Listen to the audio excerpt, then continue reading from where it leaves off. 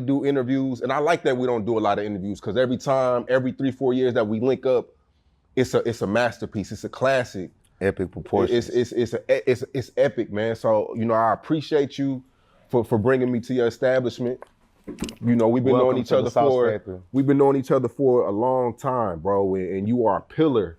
You are if not the main character of what I built. Over what we built. What we built? Yeah, for sure. I gotta say that. I'm gonna hear it out your mouth. I'm gonna say that. You know what I'm saying? I say it with pride. I am definitely the face and one of the people that built Say Cheese TV with you. Facts. From the ground up. Facts. They on Southwest when it was nothing but an idea. It's just a loudmouth nigga and the cameraman. Yeah, and I remember when you came up to me, and I said this, I don't know if it was on No Jumper or Vlad, but what stuck out to me with you, when you walked up to me, the confidence. Absolutely. You walked up to me like you was already that nigga. And I never told you this. I went back home. And cause I remember you walked off with a bad bitch. You still talk to her? You still know who that is? Yeah, that's my first baby mama. Oh, my bad. Oh, she's still a bad bitch. Oh, okay. Okay, I didn't know that. It's still out. She's still a bad bitch right now. In this day and era, she was a bad bitch then. 10 years later, she's a bad bitch now. So I went home and did my homework. 600, 700, 330 million views of posts and shit. Facts. So I went home and did my homework. I was like, who the fuck was this crazy ass nigga? And then you said something real slick, then you walked off. So I went back and did my homework. I found you on IG, and you was in the new bins before the new bins. At that time. So we locked in. I said, this is one of the few at the time that was kind of already talking that talk and you lived the lifestyle that backed it up. So we came to Houston, we locked in at somebody's studio. I don't know if it was RMG Studio. Yeah, it was somebody's studio. RP to my big homie, RP Nut. Yeah. RMG Nut, man. Peanut, RMG Nut. One of the reasons why I got 20 pink cards is that was the man that had 20 red cards. You remember all those red cards that was over there? Yeah.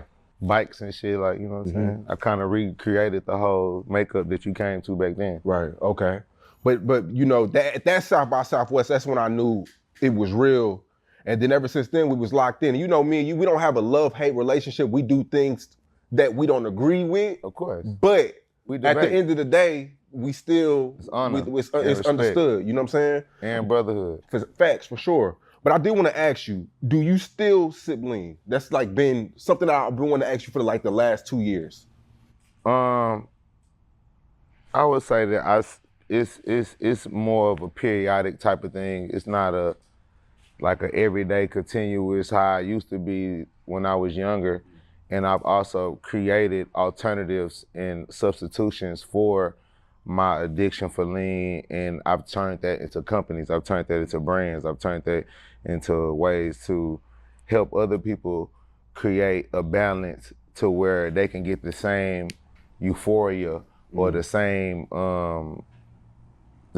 gestures that, like, I don't know if it's a gesture addiction or if it's whatever the term is, when you just addicted to the process of smoking, of drinking, of preparing a meal and eating it more or less than just being a glutton and just loving the taste and the flavor of the food or the drug that you choose to do or whatever it is.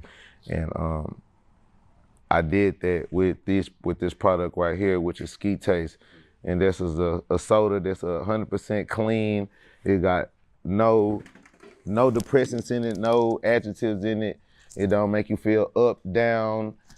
It don't speed you up, it don't slow you down, but it has the same taste, the same smell.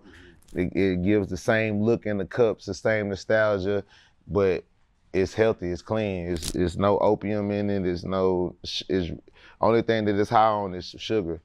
And but then I also have other alternative versions of it as well. Like I have a Act Deck where it's like a frozen daiquiri style of it, but it's a virgin daiquiri style of it. You mix whatever you want to mix with it. They want to mix alcohol, make rough taste of alcohol taste like syrup. Because one of the reasons why syrup is such a love drug and beverage is because it gets you in the mood, it makes you feel good the way that alcohol does for certain people for different ways. Some people like uppers, some people like downers. Right. I would say if alcohol is an upper of a beverage, I would say lean is a downer of a beverage, but you're still awake, you're still responsive, and you still gonna have a great time.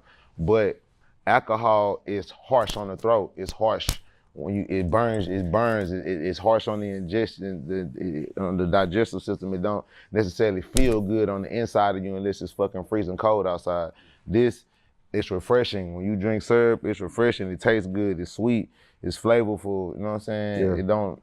And if you chase it with water, you won't be dehydrated. So Remember how this is the opposite, and it's an alternative for it. And I've created different ways to drink it. I've got a pre-workout version of it coming out right now. Okay. So where it's gonna be less on sugar. I'm gonna have a no sugar version come out, but I have it coming out in a powdered form where you can like take it like a creatine and like use it for like pre-workout in gym, but it's gonna taste like syrup. It's gonna same smell, same flavor. So just, you know what I'm saying, being creative and bringing fun into responsibility. I noticed you don't have the cup out as much as you used to. Because I don't drink that much. When I was drinking every day, I was promoting the culture that I represent, that I come from. You look on my walls and you see it's representation of drink and the drink culture. The entire walls is purple. The sea and the syrup ocean at the bottom is purple because, I mean, you know, I look at codeine and syrup. It's like the DNA, that's the blood flow of Houston. So my addiction for syrup and my relationship with syrup was not necessarily just an addiction and a desire to be high up under the influence. It was also, or more or less, a duty and an honor and a code and a representation of the culture in which I come from. That double cup in my hand is my Timberland boots and my New York Yankees fitted. Like even for me to you, like, I don't understand how you that much of a Philadelphia Eagles fan, but you got a Yankees hat. You're bullshitting.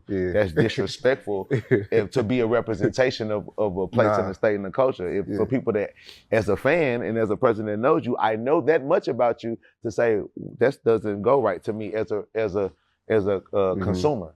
But for some people that don't give a fuck, and that's usually what determines between a consumer and a creator. You know what I'm saying?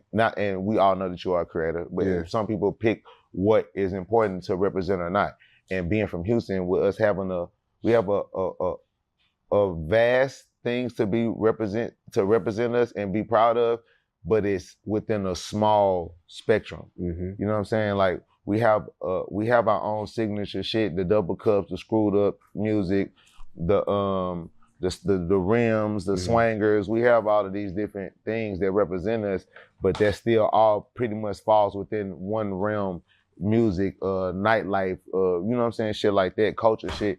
But there's so much other things in other places that represents those cities and those states. You know what I'm saying? Even if it's from hairstyles to nationalities, heritage, dreads, like, you know what I'm saying? It's just so many different things in different cities that they have. So it wasn't one point in your life where you were so fucked up with the addiction.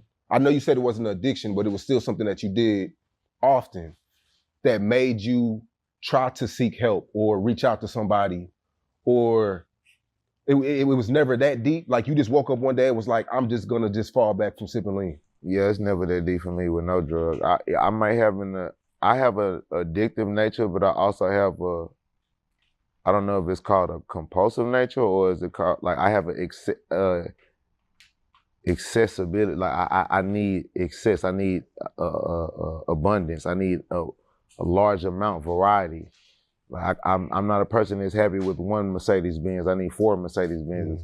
I'm not happy with one Louis Vuitton bag. I need 50. You know what I'm saying? So women, whatever it is in life, if it's something that I particularly enjoy and I like it, I want a lot of it, to the point to where I never bore myself out or tire myself out with it. And being said, drink is just another one of the varieties of hobbies or things that I like to do that was a part of the makeup of me. But if it ever interferes, or even if it doesn't interfere, it's just I'm trying to explore or master another art form, and sipping drink is messing up me mastering something else, then I have the ability to just drop it cold turkey because I'm never more in love or infatuated with how good something feels more than the job that what needs to be done.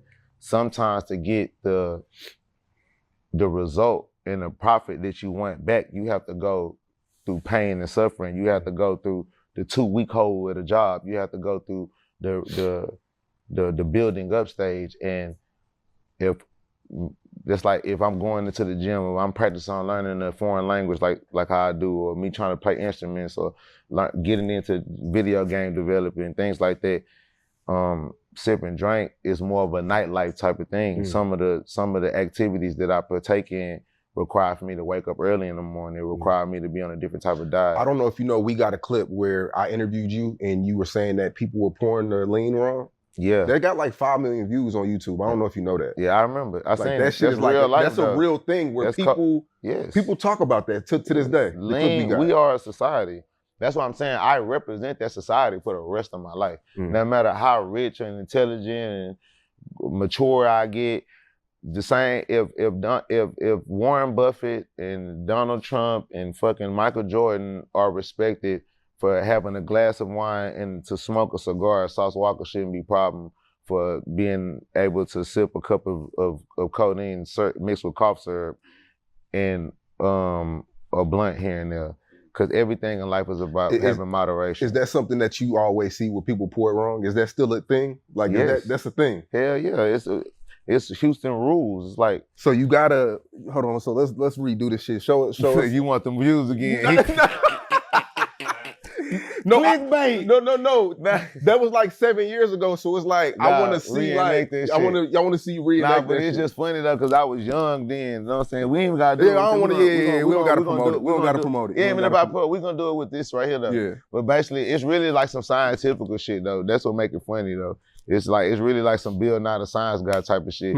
You just mixing 2 different compounds that causes an eruption and a reaction if it's not poured at a certain angle at a certain speed. Bro, who teaches you this shit? Myself. That's just like a thing? Like where drinkers just know that shit? What? I just got a loan for $5,000 straight to my bank account and I'm actually freaking out because now... That's like oh no, experience. I think you talking about the terms. If you saying just the scientific part of it, is that like, that's intelligence.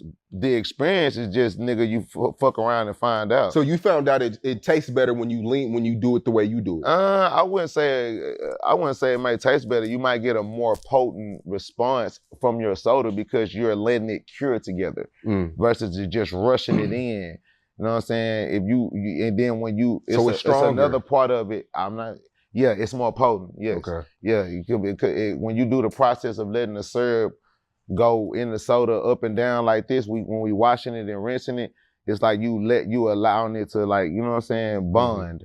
Versus you just pull that shit up in there, hurry up real quick. Like, promise, if you really sip syrup, then you know what I'm saying about this. Like, sometimes we'll sip syrup on the go, or like we moving fast, so you ain't got time to be all intimate and intricate with how you pouring it. You gotta kind of like do what you gotta do and be on the go. And then you also turn it kind of quick and do your little, you trying to hurry up and sip. Cause like now you get, I don't even want to say addiction stage, it's just like this is just what you do at this point, and you trying to hurry up and keep going about your day. You got some important shit to do. People that just sip and just get high, they probably ain't gonna experience this shit. But for other people that do, let me just say this. You can mix it, and the top of your soda that you pour up be stronger than the bottom. I mean, it'll be lighter than the bottom. Like, because you left most of the concentrated part at the bottom, you ain't wash it right. So you'll be pouring the syrup and you drinking the top of your shit thinking your syrup hit, or it's not potent or something wrong with your syrup when really you just ain't do it right. So now you don't taste it good until the end. And it's about how much ice you put in your shit too, to know that too. People tend to go with Sprite. What do you go with? Cream soda. Every time? That's just like your go-to. I mean, that's the more respected original soda. The Sprite shit is kind of more of a commercial type of thing. I'm not saying that it's not of the top 3 and the top 5 H-Town sodas, but in reality, it's at the bottom of the list. It's at the bottom? Yes. So cream soda, what's second? Cream soda would be first. I would say Second would be Big Blue, Big Blue. Big Red, Peach, or Big Peach, Pineapple, Fanta, and then Sprite is probably number 5. If you, and to be honest, don't be surprised if you get a bunch of Dr. Pepper drinking players around too. It's pouring up. You tried that? I've tried everything that you can. But Dr. Dr. Pepper, that's not your thing. I love it in Dr. Pepper. I drink syrup and water. Water? Absolutely. It hit faster. It hit harder. It's less sugary. It's more healthier. Bro, there's nothing healthy about. How you diluting it with more water? When you sip syrup, you still drinking sugar and cornmeal and all the shit that they put in food, processed foods and shit to make it taste good. It still got all the other shit. It's not just medicine. It's medicine and all the magical. Is it cold water? Is it room temperature? It's whatever water you like to drink. But Wow. what I'm saying is, you see all that fuzz and bubbles and shit, that's carbonation. If you drink the soda with water, no carbonation, it go straight to the blood, hit the bloodstream way faster. Yeah. I also want to ask you this too. You never, since I met you never had a lean belly, I don't think. What is Not that? really. Is that a fitness thing? Is that the way? Is that being active? Is that? It's a combination of both. Like you said, for number one, I'm well informed about the things that I do and the substances that I put in my body. I'm well informed about them, so I understand it. Accountability and responsibility it has its part, and that's why, like I said, I'm not addicted to nothing.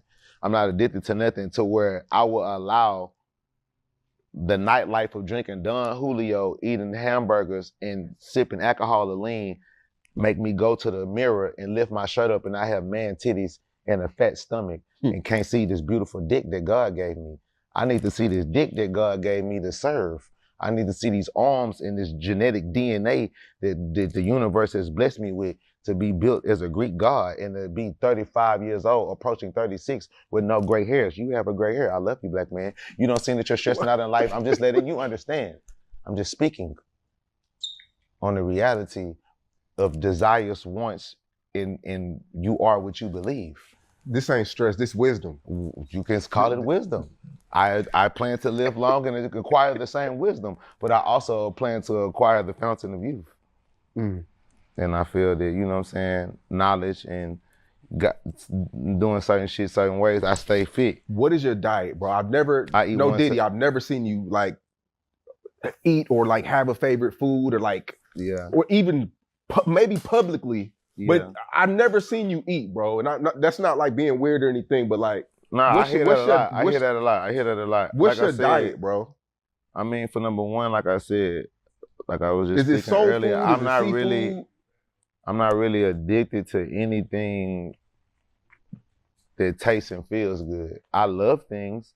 I value. What do you love, bro? Power, money, understanding, knowledge. Power, money, understanding, knowledge, family. Power first. You never loved a woman? Like a girl, like a girlfriend? Family. I love a girl if she is considered my family. I don't love a girl. It being in love. No. To be in love is a feeling. It's not necessarily a reality. It's more of a thought.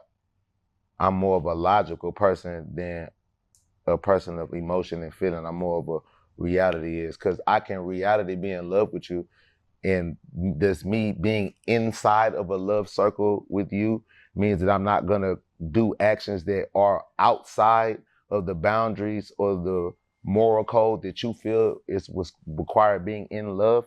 No, I would never be that much in love of a circle to where it will stop me or refrain me from doing other things that I feel I want to experience. Same thing with drink. I'm never in love with you to the point where I will allow you to not me be sexy or not me rich or not me be, I might fuck up and make mistakes with you and go down through there with you, but I will never allow you to be in the driver's seat of my life. That's true addiction. That's true weakness. That's true, you know what I'm saying, not having willpower. That's in the same way you can look at this inanimate object is the same way you can look at a woman. If you allow a woman as an addiction, you can, a crackhead on the street addicted to a crack rock and a man addicted to a woman that's ruined his life and taking everything from him that he possibly worked hard for is the same human. Mm. You just addicted to something that has an attitude. He's addicted to something that burns up in the glass pot. It's the same thing, though. That's a great analogy. Is activist still a thing? I know that's not a thing no more, but It's still a around? flavor. It's still a flavor. But it's super rare to get, right? Yes, and very hard to acquire. Yes. Do you know people like? Is that like something you could get if you wanted it? I have it right here. That's activist. I have activist flavor. I got Quagan flavor. Man, I got you know Trish what I'm flavor. talking about, man. I'm talking about the OG activist, brother. I just told you. You asked me, does activist still exist and is this still a thing? The drug and the company, no. Mm-hmm. That's like you telling me this. It's like saying, does Blockbuster exist? No. But you can rent movies. I know that, but I'm saying like activist is still out here. Activist is a flavor. If you talking about the company and the bottles, if you asking me, are there artifact dinosaur bottles floating around in America? Yes. Are there still Pokemon cards from 1991? Yeah. Are there still Pokemon? Yeah, Are there still toys from the 80s? So yes, there were all. If you asking me that, which question, which activists are you asking about? The OG activists. Actual bottles. I'm asking you, how rare is that? Is it still something that Sauce Walka could get if you wanted it? Yeah. If you in our community, yes. If you in our drink community, yes, you can find it. I'm hearing those things are like $thousands of lines. Is that true? Yeah, probably like 3,000 a line, 2,500. And it's no different than this. It's much. What do you mean? You said this was activist too. Yeah, activist flavor. It tastes the same, but it's not the drug. That's why it's the clean version. Okay. You see what I'm saying? It's the clean version. It's if you can make a drink that tastes like alcohol. Let's just say that the motherfuckers love alcohol not for the feeling, not because it gives them liquid courage, not because it makes the girl get horny for them. They usually didn't like you and want to go on a date with you. Mm-hmm. They drink it because they really want their throat to burn and they actually like the way it tastes. Mm-hmm. So, but you taking the whole alcohol, everything that's bad about it, I get it. You take it out. That's what this is. In this world and with this product and with this drink in our culture, some of us just love the way it tastes. Just loves the way it smells, love the way that it looks in the cup, love the way that how when I'm in a conversation with a girl and she's on a date with me, my date feel different with this double cup in my hand and the conversation and the jokes that I'm popping at you, and my breath smell different than the nigga that you was just talking to when both of y'all breath smell like tequila and Don Julio. Versus, you know what I'm saying? Yeah. My breath in my cup is matching my cologne. Yeah. You know what I'm saying? You with the drunk guy, y'all might get sweaty together, drunk happy, and have sweaty sex. You know what I'm saying? This shit player. You know what I'm saying? It's a difference. This shit make niggas that ain't even players. Yeah. And that's what people don't understand about this. Like, that's the difference between beer and champagne. This is a champagne. Mm-hmm. And it's true that they took away activists because of Justin Bieber, right? That's a real thing. Absolutely. I think Soulja Boy was putting them on. Soulja Boy was hanging around Justin Bieber, and so that ain't. He came to Houston. I don't know if my brother want me to put his name out there like that. That actually is responsible. I'ma just say, Big T. We'll argue about this later. But T, if you in our community, we gonna say T. My brother, I'm gonna say, I don't even want to do too much. Florida T. It's an amazing man who is very heavily involved in our community. I'm in this community, we're all in this community. Because when I say this, the community of drinkers is like the League of Gentlemen or something. It's like the people that, let's speak on this. Let's just clear this out before anything. Let's talk about this with this drink shit too. Liquid codeine, promethazine, cough syrup is the most expensive drug habit to keep in the world. There is not one drug habit on earth that can compare in a minute form in how much it costs to continuously be a part of this community. You cannot be broke and sip drink every day. It's virtually impossible unless you're stealing it. And that's still virtually impossible. This is not something that you can just run into the average D-boy's house and get every day. This shit is government protected. ABA, DC, whatever the fuck the people name is, the Big Pharma, like, you know what I'm saying? We talking $250 per serving. Mm-hmm. I can go buy 6 bottles of Don Julio for $250 at the store. In the club, I can get one full bottle of Don Julio for $250. For $250, I'm gonna get this much drink.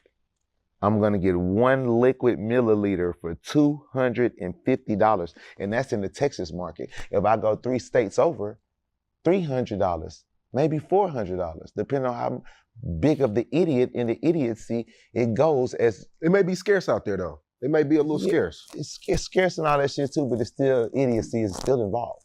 And that's why, once again, I continue to say I am not addicted that much to anything, because if they ever come around this bitch and say zips of weed is $1,000, I'm gonna say shove it up your ass. If they ever tell me that Sauce Walka lines of regular drink that's on the streets that ain't extinct. But do you ever look back and be like, if I was sober, I would have saved millions? You don't look at it like that? I made songs about that. I said that though. I said that millions of times. I made a song that said, at that time I spent $5 million on syrup. Wow. I got the song called, I dropped it. I was supposed to shoot a video to it. I'm still gonna shoot a video to it. I was basically talking about syrup addiction and having the one time I did have is it relapse? Not relapse, withdrawal. I've been sipping syrup since 1999. Syrup, this is the first drug I've ever did in my life. This is the first, what do they call that shit? Body, whatever this shit is right now.